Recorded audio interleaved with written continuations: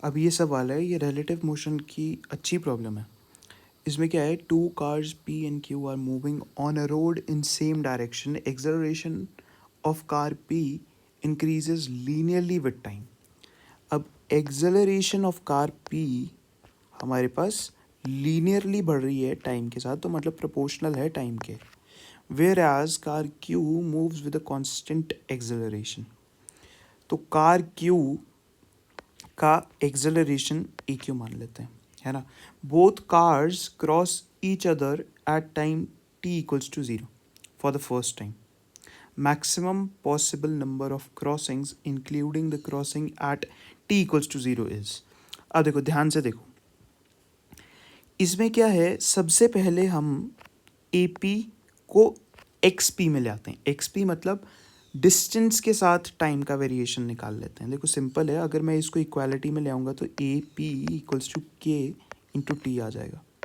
अब D V by D T हमारे पास के टी के इक्वल आ जाएगी, एंड वी को हम कर लेते हैं इंटीग्रेट, मतलब वी निकाल लेते हैं इंटीग्रेट करके, तो डी वी इनिशियली रेस्ट से चल रहा है तो रेस्ट से zero, and V P equals to K T, initially rest पे था तो टी इक्वल्स टू ज़ीरो पे ही था, एंड डी टी, तो वी पी हमारे पास निकल के आ गया के टी स्क्वायर्ड बाय टू।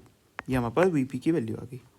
अब इसको एक्स पी में कर लेते हैं कन्वर्ट, कैसे, ये भी D X by D T आ जाएगा, परे चल जाएगा, तो थ्री, तो K T cube by six आ जाएगा, है ना हमारे पास। इसको एक और बार मैंने इंटीग्रेट किया है, कुछ नहीं करके ही बता देता हूँ, चलो, D X by D T, तो K T square by two D T.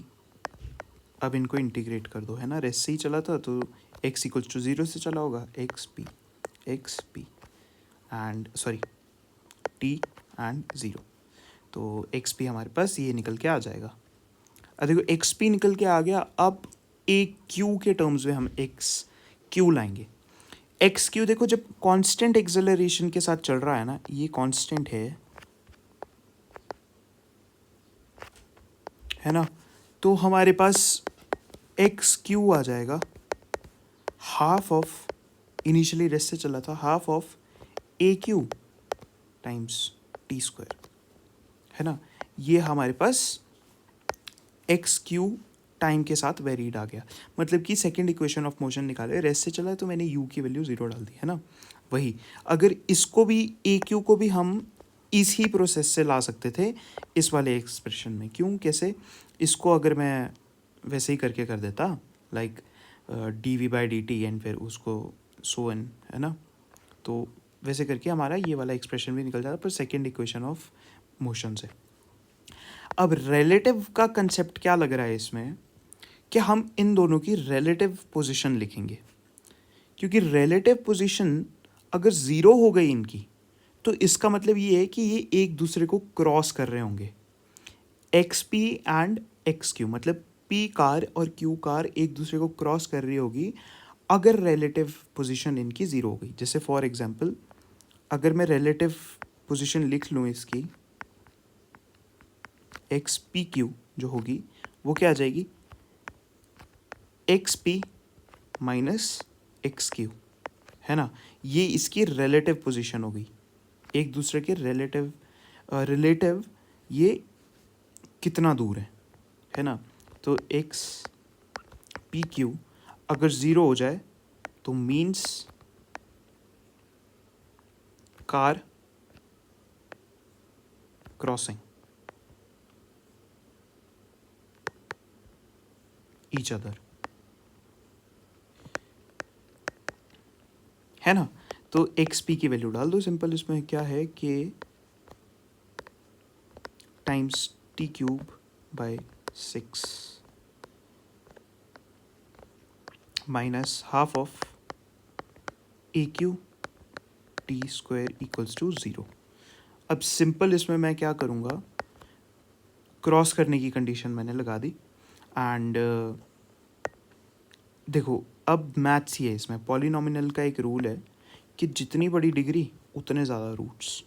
अब जो हाईएस्ट डिग्री है इसकी वो 3 है, तो इसका मतलब इस 3 बार, मतलब टाइम एक t इक्वल्स टू 0 तो इंक्लूडेड करके ये 3 रूट्स इसके ऐसे होंगे जो इस पूरी इक्वेशन को सेटिस्फाई कर रहे होंगे।